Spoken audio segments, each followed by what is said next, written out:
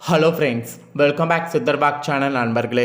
எனக்கு இந்த வீடியோவில் பார்த்தீங்கன்னு வச்சுக்கோங்களேன், மிக மிக முக்கியமான ஒரு விஷயத்தை தான் மிதுன ராசிக்கார நேர்கள் உங்களுக்கு பார்க்க போகிறோம். இந்த வீடியோ ரொம்பவே யூஸ்ஃபுல்லாகவும் ரொம்ப இன்ட்ரெஸ்டாக இருக்கும். ஸோ மிதுன ராசியில் பிறந்த நேர்கள் வீடியோ ஸ்கிப் பண்ணாமல் பாருங்கள். உங்கள் ராசிக்கு எந்த அளவுக்கு இது முக்கியமானதுங்கிறத இந்த வீடியோ ஃபுல்லாக பார்த்து தெரிஞ்சுக்குங்க. அதாவது இந்த ஆண்டுடைய அடுத்த கிரகணமானது வரப்போகுதுங்க.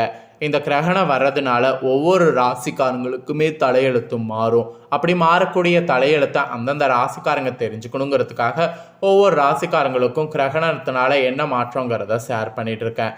அதில் இன்றைக்கி இந்த வீடியோவில் மிதுன ராசிக்காரங்களுக்கு ஷேர் பண்ண போகிறேன்.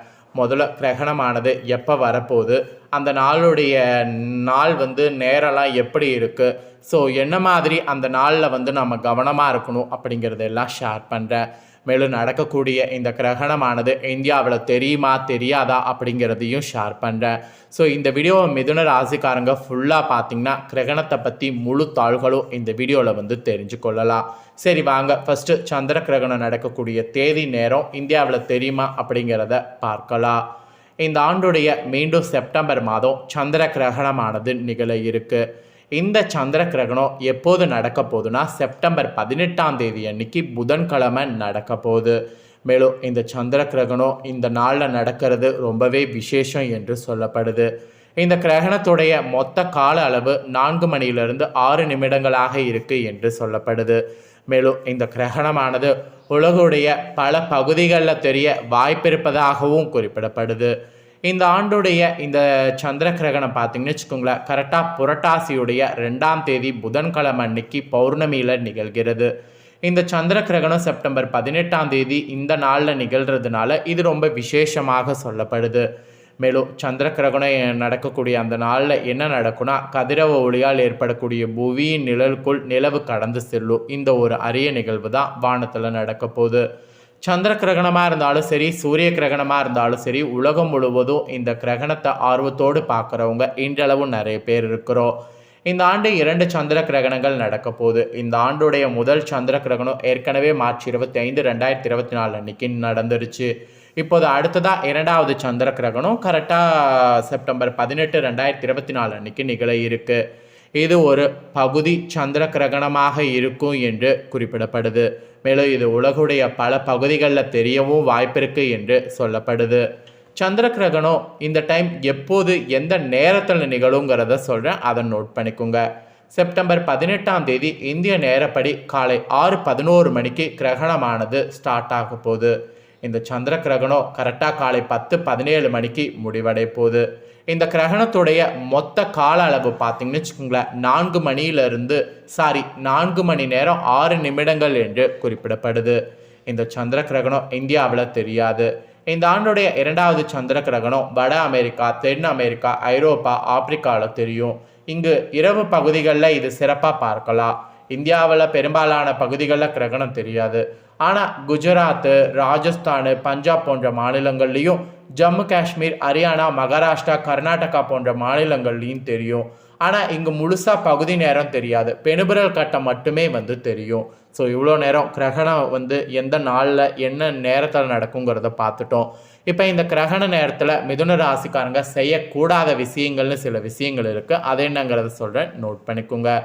கிரகணத்தின் போது எதிர்மறை ஆற்றல் அதிகரிக்கும். எனவே இந்த நேரத்தில் பகவானை நினைத்து வழிபாடு வேண்டும். அப்புறம் கிரகணத்தின் போது பயணம் செய்வதை தவிர்க்க வேண்டும். கிரகணத்தின் போது உணவு சமைக்கவோ, காய்கறி நறுக்கிறதோ அல்லது உரிக்கிறது போன்ற வேலை செய்யவோ, உணவு உண்ணவோ கூடாது. குறிப்பாக கர்ப்பிணிகள் எச்சரிக்கையாக இருக்க வேண்டும்.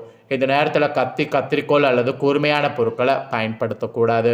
கிரகணத்தின் போது ஊசியில் நூல் கோர்ப்பது, தையல் வேலை பார்க்கறது போன்றவை செய்யக்கூடாது. ஸோ இதெல்லாம் கிரகணத்தின் போது செய்யக்கூடாத விஷயங்கள். அடுத்ததாக நீங்கள் கிரகணத்தின் போது செய்ய வேண்டிய விஷயங்கள் சொல்கிறேன், அதை நோட் பண்ணிக்கோங்க. உணவு மற்றும் தண்ணீரில் தர்பை அல்லது துளசி இலைகளை போட வேண்டும். அதனால் கிரகணத்துடைய எதிர்மறை தாக்கம் அதில் ஏற்படாமல் இருக்கும். கிரகணத்திற்கு பிறகு அவற்றை உட்கொள்ளலாம். கிரகண காலத்தில் சோஸ்திரங்கள் சொல்லி வழிபாடு செய்யணும். இதனால் கிடைக்கக்கூடிய பலன் பல மடங்காகும். கிரகணத்தின் போது கடவுள் வழிபாட்டில் அதிகபட்ச நேரத்தை செலவிடணும். இது நன்மையை உண்டாக்கும். சந்திர கிரகணம் முடிந்தவுடன் வெள்ளை பொருட்களை தானம் செய்ய வேண்டும். இவ்வாறு செய்வதன் மூலம் அசுப பலன்கள் உங்களுக்கு குறையும். ஸோ அவ்வளோதாங்க. இதெல்லாம் நீங்கள் செய்ய வேண்டிய விஷயங்கள் என்று சொல்லப்பட்டிருக்கு. ஸோ கிரகணத்தின் போது என்ன செய்யணும் செய்யக்கூடாது அப்படிங்கிறதெல்லாம் பார்த்துட்டோம். இப்போ அடுத்ததாக இந்த கிரகணத்தினால ஏற்படக்கூடிய விளைவுகள், அதாவது உங்கள் ராசிக்கு என்ன பலன் கிடைக்குங்கிறத பார்க்க போகிறோம். இது ரொம்ப முக்கியம். ஸோ வீடியோவை ஸ்கிப் பண்ணாமல் பார்த்து உங்கள் ராசிக்கு என்ன பலன் கிடைக்குங்கிறத நோட் பண்ணிக்கோங்க. மிதுன ராசிக்காரங்க, இந்த நட்சத்திரத்தில் பிறந்தவங்க வீடியோவை ஸ்கிப் பண்ணாமல் பாருங்கள். உங்களுக்கான பலனை இப்போ நான் சொல்கிறேன், தெளிவாக நோட் பண்ணிக்கோங்க. மிதுன ராசி மிருகசீரிடம் 3-4 பாதம், திருவாதுரை புனர்பூசம் 1-2-3 பாதத்தில் பிறந்தவங்களுக்கு இந்த கணிப்பு கரெக்டாக இருக்கும், நோட் பண்ணிக்கோங்க. எந்த ஒரு பெரிய பிரச்சனைகளையும் அதை கவனமாக கையாண்டு சிறியதாக மாற்றி அதில் வெற்றி காணக்கூடிய மிதுன ராசிக்காரங்களுக்கு இந்த கிரகணத்திற்கு பிறகு எதிர்பார்த்த சில தாள்கள் தாமதமாக வரும். உடன் இருப்பவர்களிடம் கவனமாக இருக்கிறது நல்லது. ஒரு சில காரியங்களில் அவசரமாக முடிவு எடுக்கிறது தவிர்க்கிறது நன்மை தரும். முக்கிய நபர்களுடைய அறிமுகம் கிடைப்பதோடு அவர் மூலம் உதவி உங்களுக்கு கிடைக்கும். வீடு மனை வாகனம் ஆகியவற்றிலிருந்து வந்த இழுப்பறிகள் நீங்கும். வழக்கு விவகாரங்களில் வெற்றி காண்பீங்க. வெளிநாடு பயணம் செல்வதற்கு சூழலை நேரிடும். ஸோ இந்த மாதிரி பாசிட்டிவாக இருக்கும். அப்புறம் புதிய ஆர்டர்கள் விஷயமாக தொழில் வியாபாரத்தில் ஈடுபட்டு இருக்கிறவங்க வெளியூர் செல்ல நேரிடலாம். பழைய பாக்கிகள் வசூலிப்பதில் வேகம் காட்டணும். புதிய கிளைகள் தொடங்க நினைப்பவர்கள் அதற்கான முயற்சியை இந்த கிரகணத்திற்கு பிறகு தள்ளி போடுவது நல்லது. இல்லைனா உங்களுக்கு நஷ்டம் ஏற்படும். அப்புறம் உத்தியோக ரீதியாக இருக்கும்போது உத்தியோகத்தில் அலுவலக வேலையாக முக்கிய நபர்களை சந்திக்க வேண்டியது இருக்குது. கொடுத்த கடனை திருப்பி வாங்க முயல்வது கண்டிப்பாக ரொம்ப ஒரு இதாக பண்ணணும். நீங்கள் நீண்ட நாட்களாக எதிர்பார்த்த பதவி உயர்வு, இடமாற்றம் இதெல்லாம் கிடைக்கும். கிடைக்கக்கூடிய இந்த பதவி உயர்வு, இடமாற்றத்தெல்லாம் கரெக்டாக யூஸ் பண்ணிக்கோங்க. இது உத்தியோகத்தில் இருக்கிறவங்களுக்கு கிரகணத்திற்கு பிறகு சொல்லப்பட்டிருக்கக்கூடிய விஷயம். குடும்ப ரீதியாக பார்க்கும்போது வீண் வாக்குவாதங்கள் ஏற்படலாம். அதனால் கவனமாக பேசுவது நல்லது. உறவினர்கள் குடும்ப நண்பர்களிடம் முக்கிய விஷயங்களை ஆலோசனை செய்வது, அடுத்தவர் பற்றி பேசுவது, இதை ரெண்டையுமே தவிர்க்கிறது நல்லது. கணவன் மனைவிக்கிடையே மிதுன ராசிக்காரங்க கிரகணத்திற்கு பிறகு அனுசரித்து செல்வது நல்லது. வாகன சுகம் ஏற்படும். வாகனத்தை ஓட்டும் போது கவனம் தேவை. பிள்ளைகள் உங்கள் தேவைகளை பூர்த்தி செய்வாங்க. அவர்களால் உங்களுக்கு மகிழ்ச்சி ஏற்படும். ஸோ அந்த மகிழ்ச்சி இந்த கிரகணத்திற்கு பிறகு உங்களுக்கு நிறைய உண்டு. அப்புறம் பெண்கள் மிதுன ராசிக்காரங்க உங்களுக்கு எதிர்பார்த்த தாள்கள் எல்லாம் இந்த கிரகணத்திற்கு பிறகு தாமதமாக வரும். கூட இருப்பவர்களிடம் எந்த விஷயத்தையும் சொல்லும்போது கவனம் தேவை. முடிஞ்ச அளவு எந்த ஒரு விஷயத்தையும் சொல்லாமல் இருக்கிறது நல்லது. அப்புறம் அரசியல் துறையில் இருக்கக்கூடிய உங்களுக்கு எடுக்கக்கூடிய ஒப்பந்தங்களை நன்றாக ஆராய்ந்து முடிவுக்கு வர முயற்சி பண்ணணும். வெளிநாட்டு ஒப்பந்தங்களை பெறுவது ஈஸியாக அமையும். லாபம் உங்களுக்கு பெருகும். மேலிடத்துடைய கனிவான பார்வை உங்களுக்கு கிடைக்கப்பெறும்.